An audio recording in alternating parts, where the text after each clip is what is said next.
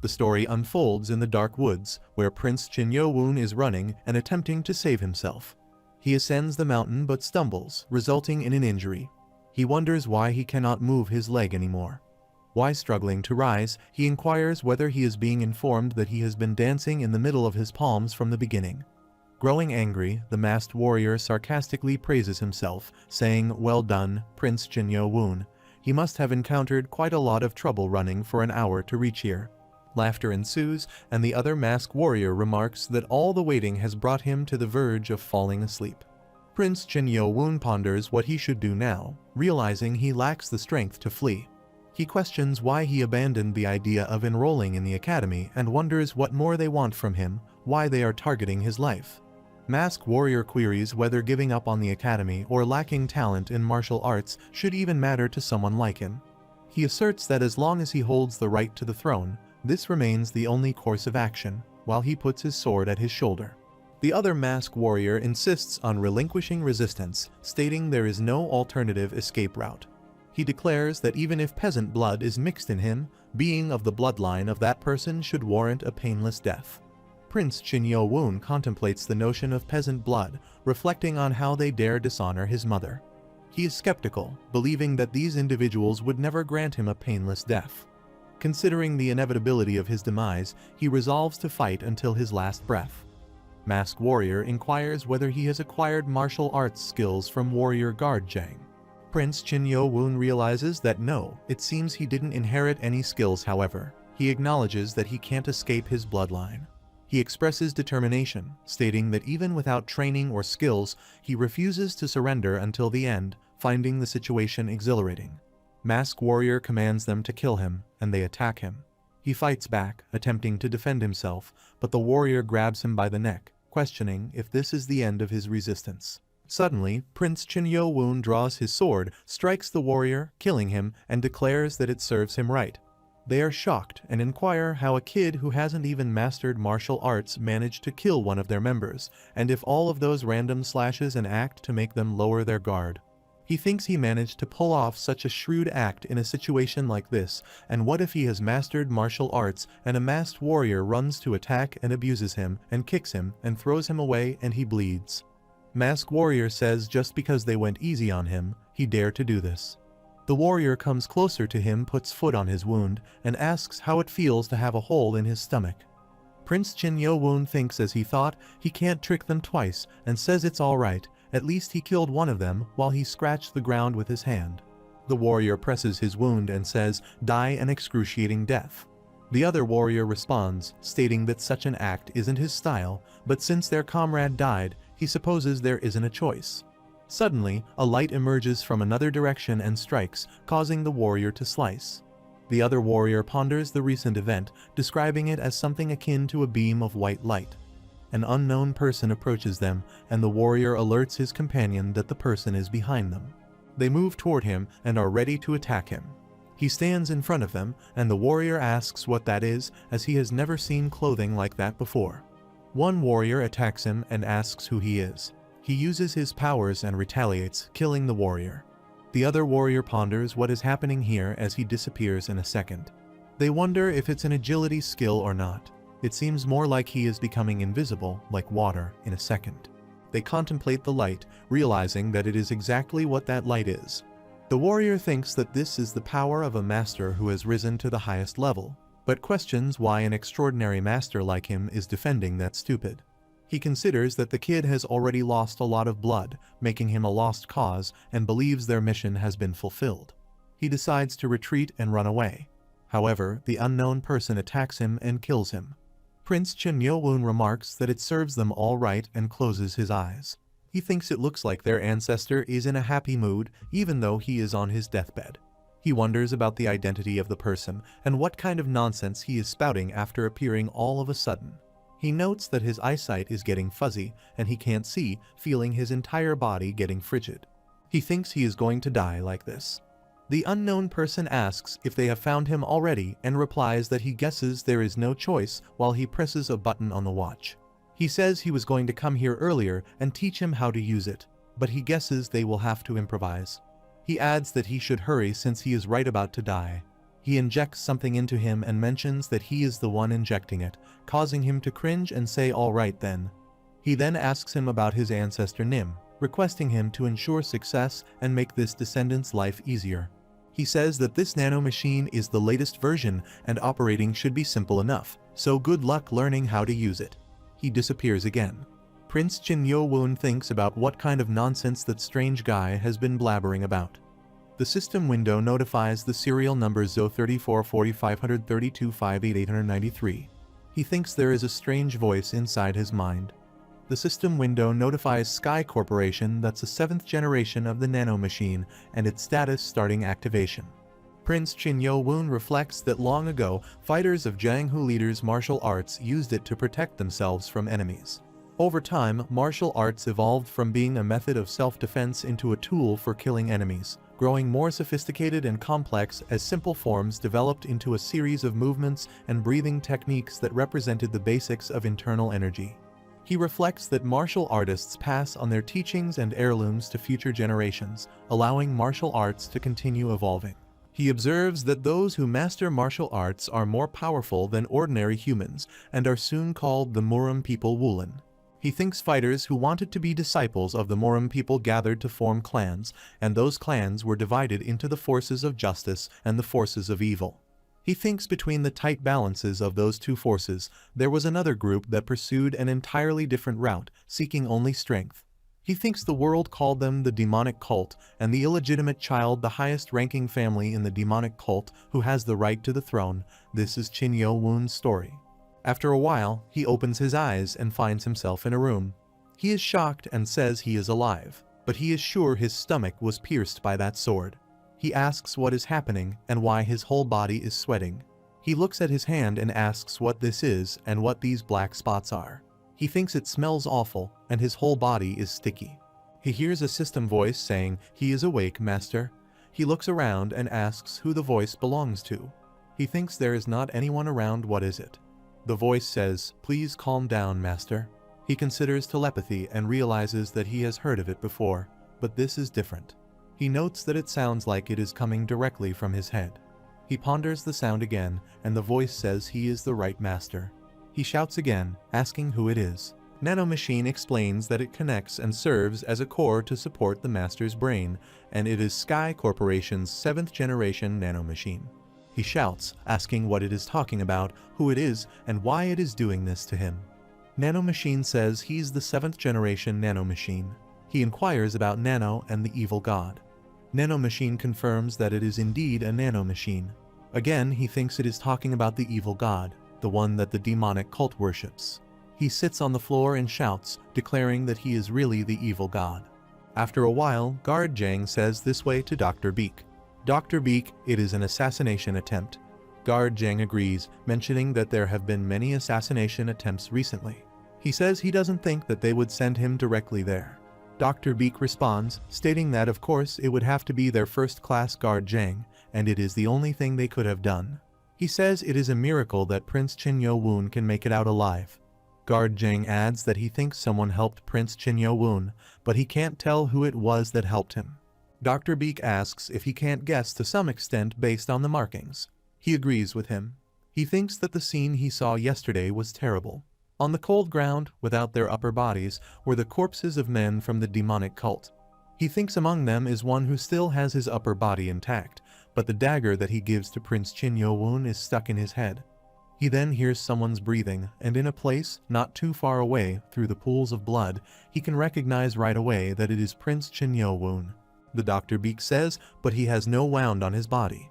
Guard Jang agrees with him and states that Prince Yeo-un's breathing is like he is sound asleep, and his clothes are clearly torn by a sword, but Prince Yeo-un's body is clean of any marks. Dr. Beak asks who could have helped him. There's no way the cult leader would involve himself in a fight like this. He appears confused. Dr. Beak laughs and says this is getting interesting, quickly leading him to Prince Yeo-un's room. Prince Yeo-un asks if he is the one who saved his life god. Nanomachine responds that if he is talking about the one who saved him from the enemies that are after him, then no. Nanomachine clarifies that if he is referring to putting the master's dying body into self-healing mode, then yes. He asks what is meant by self-healing mode. Nanomachine explains that it involves sending basic information to the master's brain. He asks what is with the master. Nanomachine responds that it is searching for the right words for this era and culture. Nanomachine reassures him that he's not the evil god that he speaks of. He thinks that his tone has changed and says if he is not the evil god, then who it is. Nanomachine says he's trying to send him the basic information and manual about him to his brain and asks him to accept. He agrees with Nanomachine. Prince Yeo-un starts vomiting, and Nanomachine says this is a natural reaction when he first receives the information in his brain, and he will not feel dizzy or nauseous starting the second time. Prince Yeo-un cries and, feeling dizzy, asks what is happening to him. He inquires about the nanomachine and asks if it is true that thousands of machines are now embedded in his body. Nanomachine agrees with him and tells him that's correct, and specifically 6,482,040,000 nanomachines have been placed in his body.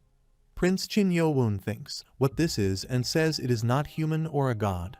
He asks if he wants them to get out of his body. Nanomachine says that as he sees the information that was sent, it is programmed to only be extracted outside the body in case he dies. He thinks his so-called half-brothers are very desperate to kill him, who doesn't even have any strength, and now there is a fully unidentified nanomachine in his body.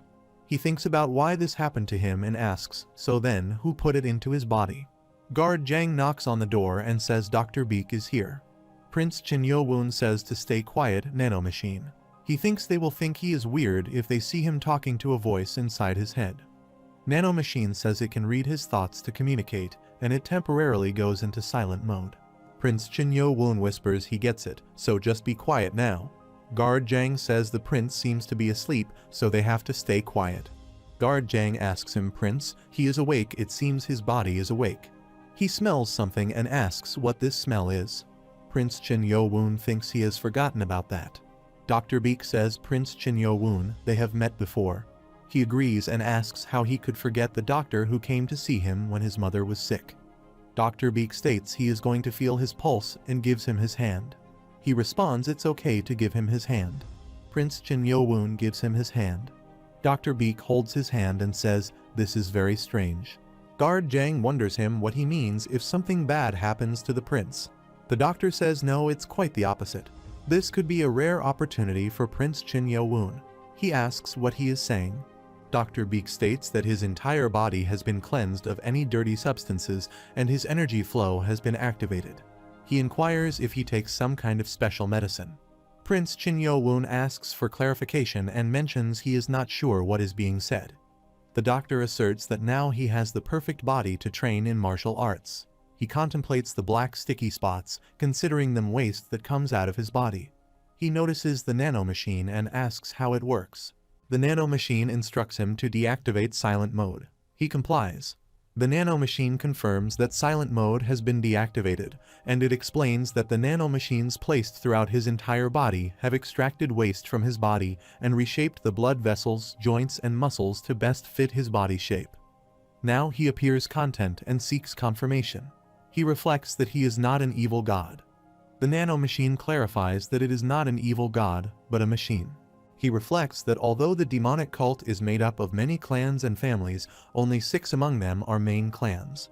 He recalls that the Lord is bound by an oath to marry a woman from each of the 6 clans to give birth to his descendants, and the descendants born in each clan are raised in their respective clans. When they reach a certain age, they are admitted to the Demonic Academy. He recalls that the Demonic Academy, which opens every 10 years, is headed by the leading experts from the magistrate and was founded to train the best warriors of each generation. He remembers that there was a period of unusually intense competition. Whenever several princes joined the academy, it was referred to as the period of the Battle of the Heirs by the magistrates. Prince Yeo-un smiles and wonders if he is indeed sure that he is not an evil god. Nanomachine notifies him that he is not an evil god, but a machine. He reflects that Dr. Beak is from the Poison Clan, and he needs to hide the fact that the nanomachine is in his body. The nanomachine assures him that the technology of this era will not be able to detect his presence, Master. Dr. Beak remarks that it is certain that he received help from someone. He notes that there seems to be nothing wrong with his body, but mentions he will prescribe him a tonic that will help him regain his energy. Guard Jang expresses gratitude to Dr. Beak and asks if he is leaving, offering to see him out. Dr. Beak declines, stating it's fine, and that he doesn't need to come out and should instead watch over the prince. He reflects that it's very strange how a person can change like that and remembers that long ago, he was sure that he would be pushed out of the ranks with his weak body and lack of knowledge of martial arts. But now, with the current state of his body, he could probably learn martial arts better than any of the other princes. Dr. Beak walks out and reflects that he is, after all, an illegitimate child of the Lord, pretending not to care while taking an interest in it. He considers that if the Lord has secretly helped him, then there is no need for him to acknowledge it. He anticipates that the soon-to-be-open Demonic Academy will be nosy. Prince Yeo-un thinks that he doesn't believe he has caught on. He reflects that, come to think of it, the reason why he is alive is all thanks to Guard Jang, even though the nanomachine healed him. He contemplates that if Guard Jang hadn't come on time, he tries to thank him, but Guard Jang refuses and apologizes to the prince, mentioning he thinks he should wash up first while pinching his nose. Prince Yeo-un smiles and acknowledges that he really should. He takes a bath and converses with a nanomachine. He recalls that earlier he had asked how much his body could heal if he put it in a self-healing mode. The nanomachine explains that any internal or external wound caused by an external impact can be healed quickly, but blood loss or decapitation will take much more time since they require cell division. Prince Yeo-un wonders why it keeps saying things that are hard to understand. Meanwhile, he considers that it should be fine if he tries to test it out, right? He cuts his hand, and it starts bleeding, causing him to exclaim in pain. The nanomachine instructs him to activate self-healing mode on the left palm for a stab wound, and it heals. He reflects that even though he just witnessed it, it's hard to believe, but now he knows that it works. He recalls the information transferred to his head earlier and realizes he can really use all of these functions. The nanomachine confirms he can use everything shown in the instructions. He thinks it's amazing and decides he will have to try it out once he finishes his bath. He thinks, wait, nanomachine, this doesn't make sense, and notices his body has suddenly become muscular and toned, asking if it does this too. Nanomachine confirms it and explains that it has reconstructed his body. He wonders what is meant by reconstruction. An old man enters the room and informs him that he is here to dress him. He instructs the old man to proceed. Meanwhile, Nanomachine explains that while it is scientifically impossible to create something out of nothing, it is not difficult to reconstruct an existing part of his body. As the old man dresses him, he thinks the words Nanomachine chooses are so complicated that listening to him makes him feel like everything he has learned is useless. He converses with Nanomachine and asks if it's okay to call it Nano since its name is so long. Nanomachine updates its new name to Nano. He thinks it's not fun. This is his study, and he wonders what he should do now. Nanomachine instructs him to look into a book and flip through each page. He thinks he should just flip through it, that's all. Nanomachine agrees. He takes a book and reflects that the only books there related to martial arts are about blood points. He considers that the 3-ism is a breathing method designed to train the mind and body, but even if he practices for the first time in his life, it is still difficult to achieve the lowest level. He decides that reading about blood points seems to be better. He thinks he is starting with Nano. Nanomachine agrees and states please start. He flips the page and thinks he has finished flipping through it Nano. Nanomachine confirms that he has successfully scanned the book Blood Passage, attempting to transfer the information to the user's brain, and asks him to accept it. He considers scanning and requests it to copy all of its information. Nanomachine confirms that this is correct and asks him to accept it. He accepts, and Nanomachine scans the whole book and transfers the complete information. Prince Yeo-un laughs, and Nanomachine assures him that he will soon get used to it. He asks if Nanomachine is worried about it. Nanomachine replies that he is just starting, in fact. He jests with it and asks what he should do now. Nanomachine explains that if he wishes to use the acquired knowledge, he has to think about it to bring it up. He explains that blood points play an important role in the flow of blood in the veins and arteries of the body and can simply be called blood. There are 2 different types of points, those that can immobilize and those that can kill. He explains that if a point that can immobilize is poked at the body, the person will be immobilized, which can. He exclaims, "No way, this is crazy," and realizes it's not just memorization. He can fully understand the content. Nanomachine explains that it transferred the information over after correcting the errors in the book.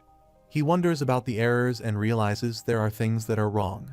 Nanomachine informs him that, based on the information in the program, it corrected an error about blood points. Surprised, he says he can't believe this and asks if this doesn't mean that he can learn and master martial arts faster than everyone else. He laughs and reflects that the candidates of the 6 clans have mastered many fighting techniques since they were breastfed, and even after watching these individuals, he still couldn't master the 3 Yisum methods. He considers that there aren't many books on martial arts in his study, but he has heard that there are many in the Demonic Academy. With this ability, he thinks he is going to become stronger faster than anyone else in the academy and decides that's going to be his goal now. The scene shifts to the Chamber of the Air candidate, South Castle of the demonic cult house of Bakmajong, where Prince Mukium mentions that he sent them all to get rid of one boy, but all 5 of them are dead. He asks if it makes sense. The warrior responds that he thinks someone secretly helped him. Prince Mukium shouts and asks how he dares to call his name at his own will. He replies that he's sorry. Prince Mukium says he thought since he is stupid of low blood, he would be easy to kill, but it seems like he has something up his sleeve. He wonders if he even tried to get rid of that guard, but there is someone else protecting him too. He comments that he doesn't want to get his hands dirty, but he has no choice now and he will have to kill him by himself at the Demonic Academy. Prince Yeo-un lies on his bed and thinks that he can't sleep at all because of how nervous he is. He takes out his hand from the window and asks if it is morning yet. He looks outside while saying it is the day when he joins the academy. He looks at Guard Jang, who is practicing. He thinks it would have been better if he had secretly learned Guard Jang's dagger techniques. Then he refuses and thinks people from the 6 clans that watch them won't leave him alone. He thinks when his mother passed away, he made an oath not to learn martial arts until he was admitted into the academy. Nanomachine calls him and asks if he would like it to scan Guard Jang's movements. He is shocked and asks if it can scan the movement of other people. Nanomachine confirms that. He asks, then does that mean it can scan Guard Jang's martial arts training and transfer it into his mind? Nanomachine says that is possible if the program also has data on various martial arts techniques that it can transfer over to him, and says he can even transfer it to him right now. He thinks for a while and asks if it is okay to steal Guard Jang's martial arts techniques without his permission, but cancels this idea. He thinks in the afternoon he is going to have to go to the academy without any regrets, and he thinks he doesn't have time to think about what he can use to protect himself. He orders Nanomachine to scan it. Nanomachine activates the movement scan. The Nanomachine scans all of Guard Jang's techniques. Nanomachine says the scanning time is approximately half an hour. After a while, Nanomachine says movement scanning has been completed and says the beginning of the transfer to the user's brain. He says still, it is more bearable than yesterday while he sits down near the window. He thinks for a while and asks how it can happen and how this is possible and laughs. He runs and takes out his sword. He thinks that he can do it too. He looks outside and says he needs to be careful so that Guard Jang doesn't see. He starts using Guard Jang's techniques and thinks they are the same as Guard Jang's 20 years of training while he starts practicing. He thinks about training every day, straightening his posture and mastering it with his body. He asks if this doesn't allow him to completely ignore these processes. Nanomachine says while the movement scan is activated, muscle analysis for training the movement has also been completed and asks him if he will accept the transfer to his muscles. He says he needs to have a muscle transfer too. Nanomachine says if he doesn't get the transfer for the muscles. He bends on the floor and says his whole body is in so much pain suddenly. He asks Nanomachine why his body is like this. Nanomachine responds that through repetitive training, his body forms muscles that are right for this movement, but his body has not properly developed these muscles, so there will be damage to his muscles. He wonders he knows that it did some sort of transfer, but it could explain it to him a little simpler. Nanomachine suggests translating the language to match the user's level. He inquires about his language proficiency level. Nanomachine informs him of the completion of the translation and explains that even though the user's brain may have learned it, his body won't be able to adjust to it since the master hasn't trained like Guard Jang for a long time. Nanomachine states that he must simulate his muscles so that he becomes fully familiar with the movement, and only after this simulation can he fully utilize these movements. Meanwhile, he finds it somewhat easier than before, but still difficult to grasp. Nanomachine inquires if he would like to adjust the language level to the lowest setting. He responds, asking if he won't experience pain after receiving this muscle transfer. Nanomachine asks if that's correct, and if he would like to initiate the transfer, explaining that this process requires the utilization of every nanomachine in his body, which will take a couple of hours. He mentions that if it's only a couple of hours, there will still be time before he has to leave, so he can start it. Nanomachine informs him that the transfer will come with a lot of pain, so he will be put under anesthesia shortly. He asks Nano if it will hurt a lot. Nanomachine states that there are a total of 1,035,000 cases of fainting caused by this muscle transfer. Prince Chin Yeo-un inquires if he can do it. Nanomachine asks if he would like to try it without anesthesia. He asks if he can't handle it and can switch to a state with anesthesia. Nanomachine confirms and begins the transfer. Prince Chin Yeo-un mentions he was too nervous, it just tickles. Nanomachine injects anesthesia. He groans in pain and falls onto his bed. After a while, guard Jang cooks food, tastes it, and remarks that it's as good as most of the neighborhood masters. He asks if he should prepare something special today, but decides to just make a simple meal that Prince Chin Yeo-un likes while he cuts vegetables. He reflects that it has already been 5 years since he learned to cook for him, and he wasn't even a good cook back then. He has a flashback and recalls Lady Hwa saying to him, "Please take care of her, Chin Yeo-un." Guard Jang reflects that it has already been 5 years since Lady Hwa died from eating food containing poison. He realizes that the young Prince Chin Yeo-un is now entering the academy today. Guard Jang prays, "Lady Hwa, please protect him from heaven so that he can survive and have another meal." He hears his voice shouting, throws his knife, and rushes into the room, asking if Prince Chin Yeo-un is alright. Prince Chin Yeo-un falls onto his bed. Guard Jang calls out to him repeatedly, but he doesn't respond. Guard Jang checks his pulse and observes that he doesn't seem like anything is wrong, questioning if he is intentionally doing this. He notices some footsteps on the floor and inquires about whose footsteps they are. He reflects that while tracing these steps, Prince Chin Yeo-un has been observing his training for at most 2 years. He believes that he has already caught up to his 20 years of training.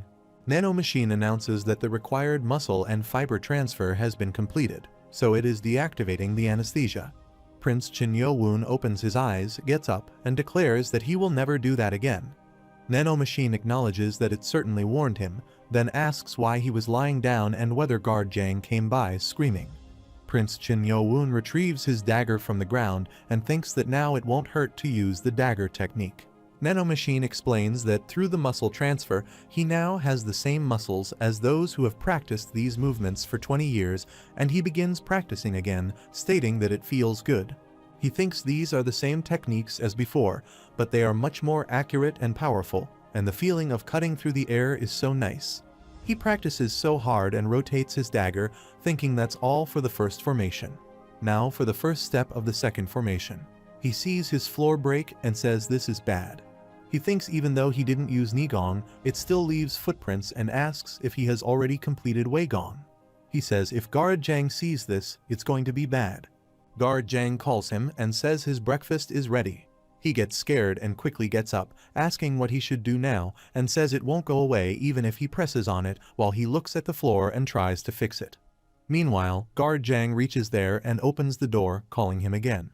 Prince Chin Yeo-un quickly places the table at the footsteps and says he feels so hungry today, asking if he always eats by the window. He explains that since he won't be coming home for a while, he wanted to eat towards the center, and he thinks Guard Jang wouldn't have noticed while smiling secretly. He considers stir-fried bok choy and roast pork, rice with a fried egg on top, and realizes they're all his favorite foods. He notices the care Guard Jang has for him since today is the day he gets admitted to the academy and thinks this could be the last breakfast Guard Jang makes for him. Nanomachine explains that a sudden change in emotions is contributing to the acid coming up his esophagus and increasing the secretion of saliva, advising him to swallow the food with saliva to settle the acid. He thinks to stop saying weird things and to be quiet while Nanomachine is temporarily set to mute mode. He thinks he is going to eat everything and leave nothing left. Guard Jang requests to eat slowly. He is going to get indigestion. Prince Chin Yeo-un agrees as he places his chopsticks back on the table and says that was a good meal. Guard Jang asks when he stays and refuses and tells him to learn his dagger technique. He asks what Guard Jang is talking about while Guard Jang removes the table. He looks at the footsteps and thinks this is a step made from moving into the second formation of his technique. It's a lot clearer than what he saw earlier and says, as expected, his eyes weren't wrong. Prince Yeo-un thinks that stealing other people's martial arts techniques is taboo in Harem, and he has committed a crime by stealing a technique through Nano's power. Even if Guard Jang will hate him, he has no excuse. Guard Jang says he did well and asks, so what if he learn in secret? He says he's his guard, and if it wasn't for the oath of the 6 clans, he would have taught it to him earlier, and he gives him an envelope. He asks what this is, while Guard Jang replies it's an energy flow method for the Nigong of the Dragger technique. He inquires why Guard Jang is giving this to him, and Guard Jang says he wants to give tips on learning the Nigong, but there will be many things at the academy that are much better than what he can give him, and tells him to learn those. Guard Jang goes into a flashback, resolving that he will never cry again as he sits near the dead body of his mother. Guard Jang thinks it has been 5 years since Lady Hwa passed away, and during that time, he gritted his teeth and put up with Prince Chin. But he's still a boy hungry for his parents' affection. Guard Jang says he can't be with him after he gets admitted, so he can cry today, but he must become stronger from now on. He becomes emotional and thanks Prince Chin, while Guard Jang goes out and closes the door. He thinks from now on, he mustn't fear or hesitate. Even though his mother is not here anymore, he still has a place he can return to. The scene shifts to the academy where all disciples line up, and one student asks, as he has heard, if all of the clans have gathered and asks how many people are here. Another student responds that he thinks there may be around 1,000. A third disciple says that now that he's here at the academy, he's getting nervous, while another student replies that since this is a competition between the heirs as a part of small clans, they need to get in line. Left Guardian Fire King Lee-Hwa arrives there and says they're all so loud, it's such a mess that he can't see any kind of spirit from them, just stupid things. He wonders if they came here without the resolve that this place could be their last. A student comments that red hair is the left guardian, and another student inquires if isn't one of the top 10 strongest in the demonic cult. He asks wasn't it top 5? While Lee-Hwa thinks the kids in the front row are the heirs of the 6 clans. He looks at Sound Clan number 6, Chinwon Raya, and thinks she's the only female candidate this time, and thinks about number 7, Chin Yeo-un, wondering where he is. Chin Yeo-un asks if there is no name tag, while the other student confirms and says he can't see the 7th prince's name tag, adding that it seems like he'll just have to wait until they find one. Chin Yeo-un thinks this must be one of the 6 clans' tricks and says he understands. He'll wait.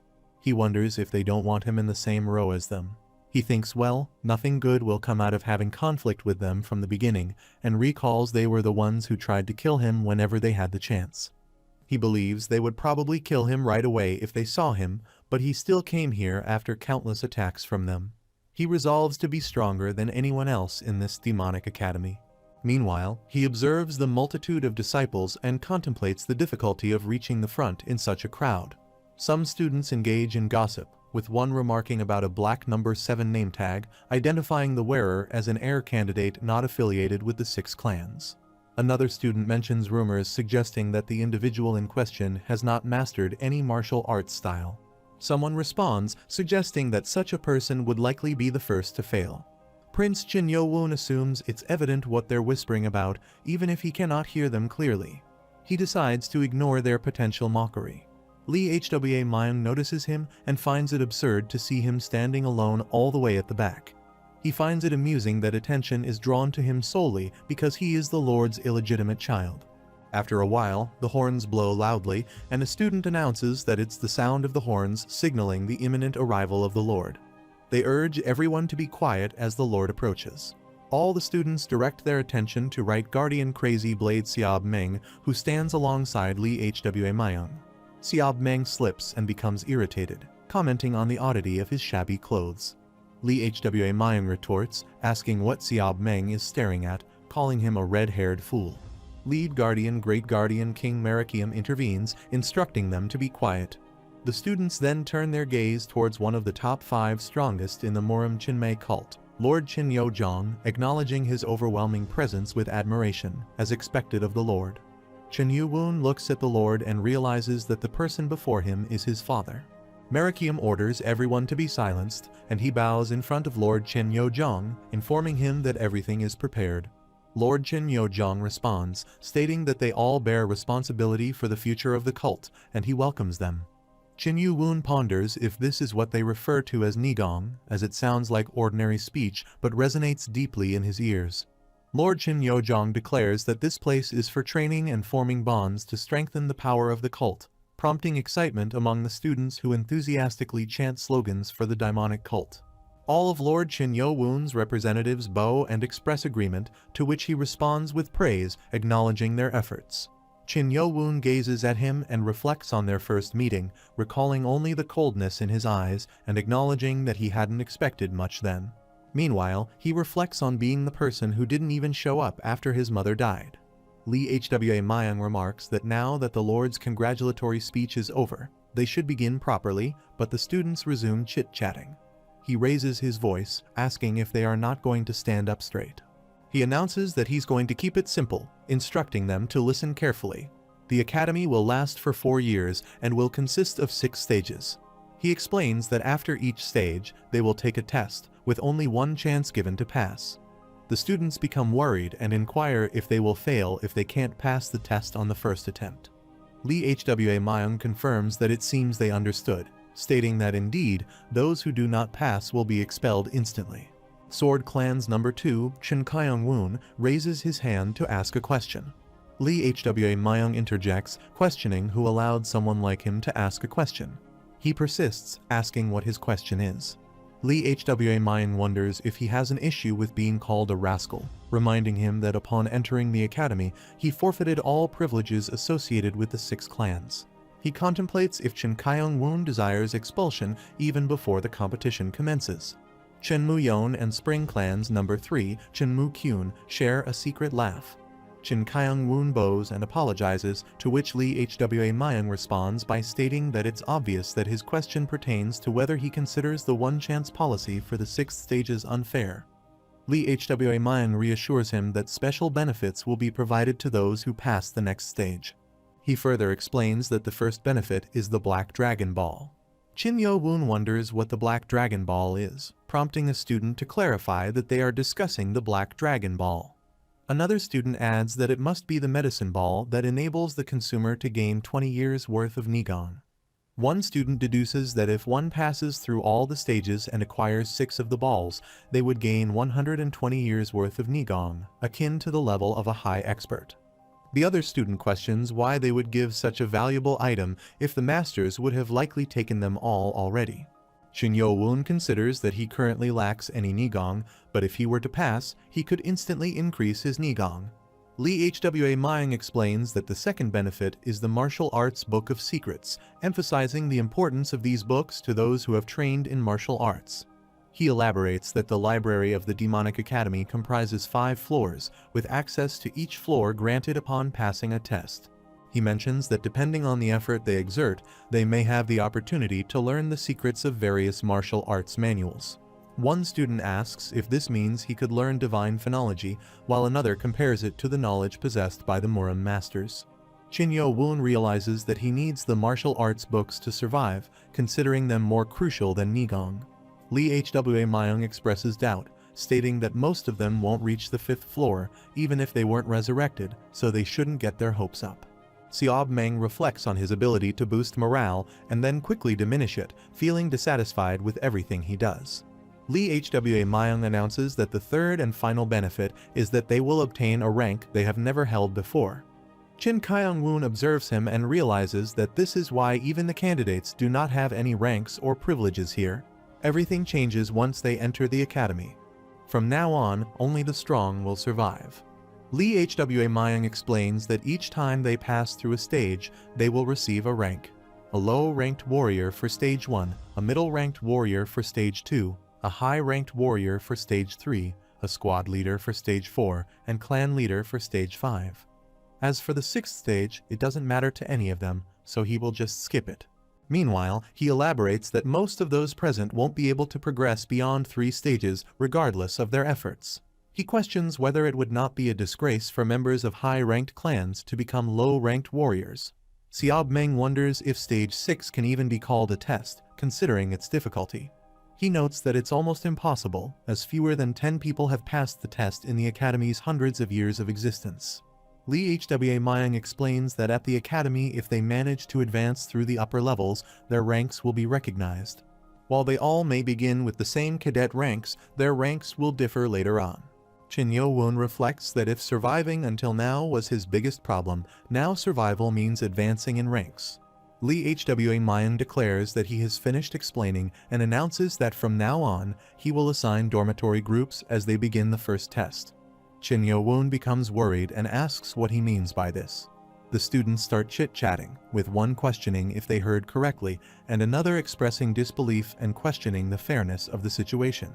Another student asks if they are supposed to learn something first, while his friend wonders if they can have the first test already, to which he responds by asking what they will do if they get expelled. Li Hwa Mayang instructs them all to be quiet and reiterates that, as he stated before, those who fail this test will be expelled from the academy and won't even deserve to be called low-ranked warriors. He explains that the first test will assess their basic skills, emphasizing the need for at least basic Nigong to become a warrior of their school. Those without basic Nigong will be assigned to agricultural, commercial, and service districts, so they should be prepared for the possibility of failure. Yeo-un inquires about darning work, and he chuckles, responding that no, they do need people for menial tasks, so they shouldn't try too hard. Yeo-un curses inwardly, realizing that this is the reason why the ladies of the 6 clans made him swear an oath not to learn Nigong, and if he fails this test, he will become part of the lowest clan of the cult. He acknowledges that if that happens, anyone could try to kill him. Shenmue Kiam observes him and thinks that he doesn't know whose idea it is, but it's quite clever. This will spare him the trouble of having to kill himself. After a while, Hang So-yu, the 5th elder and clan leader of the Sound clan within the demonic cult, arrives and begins to play music. Li Hwa Mayang explains that she will oversee the first test, as she holds both positions. He emphasizes that this test is honestly very easy.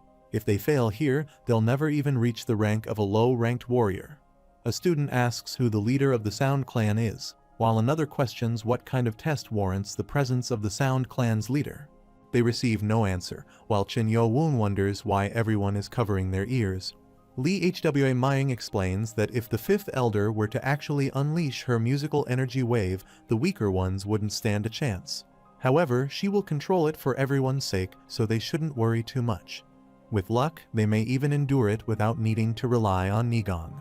Yeo Mayang curses inwardly, realizing they are to endure the musical energy wave. Hang So-yu explains that even with just a little Nigong, they will be able to hold on for a minute. Li Hwa Mayang explains that those who endure the energy wave for a minute without fainting will pass the first test. He initiates the test by performing a magic spell on all the students, causing them to become scared. One student shouts that he can still hear it even while covering his ears, and they all collapse. Shenmue Kiam observes that as expected, most of the candidates from the smaller clans have already fallen, while those from the 6 clans and other high-ranked clans are holding out. He laughs and remarks that the music is just irritating his ears as she begins to play again. She contemplates how candidates from the 6 clans have been taking medicines since childhood, enabling them to accumulate significant amounts of Nigong. She assumes that the individual with no Nigong is probably already on the ground. He observes that something seems unusual. Despite the clan leaders playing becoming faster, Yeo-un has not yet fallen. Meanwhile, she watches as the top 5 candidates cover their ears and attempt to endure the sound, while Yeo-un calmly stands without covering his ears, observing them all. He looks at his hands, wondering what is happening, as half of the people in the field are already on the ground. He wonders if they are all suffering from internal injuries and questions why he is unaffected. Nanomachine detects powerful high and low frequency waves from the instruments and identifies a possibility of serious damage to his body. It activates emergency defense mode to block the sound waves. He reflects that Nano has enabled him to not hear the sound waves. Nanomachine confirms that his body's ability to sense sound has been temporarily halted. He wonders how he can still hear voices, and Nanomachine explains that the information is being directly sent to his brain. He finds this process difficult and asks if he can block the intimidating gaze. Nanomachine inquires if he wishes to obstruct his vision. He declines, deciding to let it be. Lee senses impatience in the Fifth Elder's performance and believes that the history of the Sound Clan has grown significantly stronger over time. He believes this might be overwhelming for those with less than 20 years of Nigong. He concludes that he must be the reason for his unaffected state, even though he had heard that he possessed no Nigong, which must be incorrect. Meanwhile, he reflects on how he is enduring this situation in such a stable condition. He considers that this is the first time he has seen such an exciting first test since he assumed his role at the academy. Now he wonders how long that individual without Nigong will last. A student informs his friend that his ears are bleeding, and the friend acknowledges that the same is happening to him. He finds it challenging to hold out even with 20 years of Nigong and realizes that he needs to persevere. The pride of the upper clan is at stake. However, he questions why the Fifth Elder is playing so intensely. Chin-mu-kyeom sits and meditates, observing that her facial expression is distorted, leading him to assume that she is angry. He wonders if there could be a reason for her intense playing. Chin Jong-sum also notices him and wonders why he suddenly appears surprised. Chin Won-rya thinks to himself that they aren't supposed to look behind them, but wonders if there is something there nonetheless. They all look at Chin Yeo-un surprisingly, wondering how that individual with no Nigong can be completely fine, as he doesn't seem to be tired at all. Chin Mu-kyeom speculates that the individual must have had Nigong after all. Chin Yeo-un thinks to himself, questioning Nano if it's as he suspects, noting the anger displayed by the children in the front and the Fifth Elder. Nanomachine responds that it analyzes facial musical movements and detects emotions such as absurdity, surprise, petulance, and anger from their facial muscles. Despite being unable to hear anything, Chin Yeo-un observes their hostility and deduces that their pride is wounded after initially believing he had no Nigong, only to see him endure for so long. He realizes that if he passes the first test in such good condition, they won't believe him if he claims he doesn't have Nigong. Considering whether he could give himself an internal injury, Nanomachine inquires if he means injuring his organs. He agrees, and Nanomachine confirms that it is possible, but it doesn't recommend intentionally injuring his body. Meanwhile, he thinks he doesn't care. Once the performance is over, he wants to give him an internal injury and make him vomit blood. Nanomachine acknowledges the order to force internal organ damage. Hang Soo-yu reflects that it's almost 1 minute now and is surprised that the individual who isn't even 15 years old could endure this so easily. She realizes she can't end it like this because her pride won't allow it, feeling angry. She decides she needs to try and endure this performance that uses half the power in her body, and she plays music with all her powers. Lee Hwa-myung perceives this as dangerous. Chin Jong-sum starts bleeding and coughing. Lee Hwa-myung urges her to stop, as any more will be dangerous. He observes that almost all the students have fallen, while Chin Yeo-un stands calmly. The top 5 candidates also fall to a very low position and cough, while she stops playing music, and they express relief that it's finally over. Seob-meng reflects that if she had used even a little more power, everyone would have failed the first test, and he can't believe the Fifth Elder let it get out of control. She sits down and curses inwardly, realizing what she just did. She couldn't control her anger against that young individual and unleashed half her power. She attributes this to the violation of the 6 clans. She directs her gaze at Chin Yeo-un. Chin Yeo-un vomits blood, prompting Chin Mu-kyeom to observe him and wonder what's happening. He questions what that is and how could he throw up that much blood. Is he dying? Chin Yeo-un puts his hand to his mouth and calls for Nanomachine. Nanomachine reports that the program has been executed as ordered, causing damage to about 30% of the organs in the body, resulting in significant blood loss. He reflects that he thought he was dying while he vomited so much blood. Lee Hwa-myung rushes towards him, realizing that if he dies because of the test, he will be held responsible for everything. Despite not being from the 6 clans, they can't let a member of the leader's line die. He reaches him, holds his hand, and asks if he's okay. Nanomachine detects dizziness caused by 7% blood loss and activates self-healing mechanisms designed for organ damage and blood loss.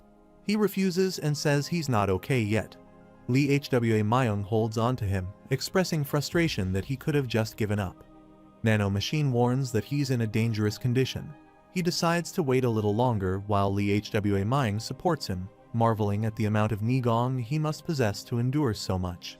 He checks his pulse and realizes that he doesn't have any pulse. He considers this situation to be quite remarkable.